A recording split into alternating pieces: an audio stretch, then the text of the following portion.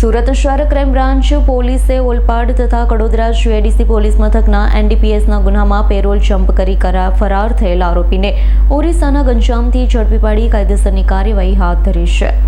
સુરત શહેરના જુદા જુદા પોલીસ મથકમાં એનડીપીએસના ગંભીર ગુનાઓમાં નાસ્તા ફરતા આરોપીઓને પકડવા પોલીસ સ્પેશિયલ ડ્રાઇવનું આયોજન કર્યું છે. અનુસંધાને ક્રાઇમ બ્રાન્ચની ટીમે છેલ્લા 1.5 વર્ષથી નાસ્તા ફરતા આરોપીઓ સન્યાસી ઉર્ફે વિજય ઉર્ફે વિકી કૃષ્ણા પ્રધાનની ધરપકડ કરી. પકડાયેલા આરોપી વિરુદ્ધ ઓલપાડ તથા કડોદરા જીઆઈડીસી પોલીસ મથકમાં એનડીપીએસ એક્ટ હેઠળ ગુનો નોંધાયેલા છે.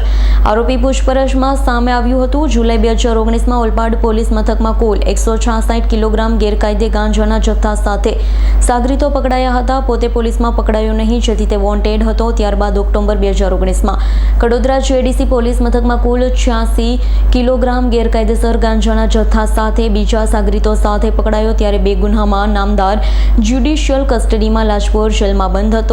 સન્યાસી ઉર્ફે વિજયના પિતાજીના પેરાલિસિસની બીમારીની સારવાર કરાવતા તથા પરિવારના આર્થિક મદદ કરવા માટે તારીખ 1/9/2023 થી તારીખ 15/9/2023 15 દિવસ માટે શરતોના આધીન ગુજરાત હાઈકોર્ટમાં જામીન અરજી મૂકી હતી. કોર્ટે તેને જામીન પર મુક્ત કર્યો હતો. તારીખ 16/9/2023ના રોજ તેને રાજકોટ શહેરમાં હાજર થવાનું હતું, પરંતુ જામીન થતા ન હોવાથી હાજર થયો નહીં. પોલીસમાં પકડાઈ ન જાય તે રીતે ચોરી છુપીથી રહેતો 1.5 વર્ષથી તે પેરોલ જમ્પ કરી ઓરિસ્સા જતો રહ્યો. પોલીસે બાતમીના આધારે તેની ધરપકડ કરી આરોપીને લાજપોર જેલ ખાતે સોંપવા તજવીજ હાથ ધરી છે. Bureau report S9 news Surat. અમારી તમામ માહિતીથી અપડેટ રહેવા માટે જોડાયેલા રહો S9 ન્યૂઝ સાથે.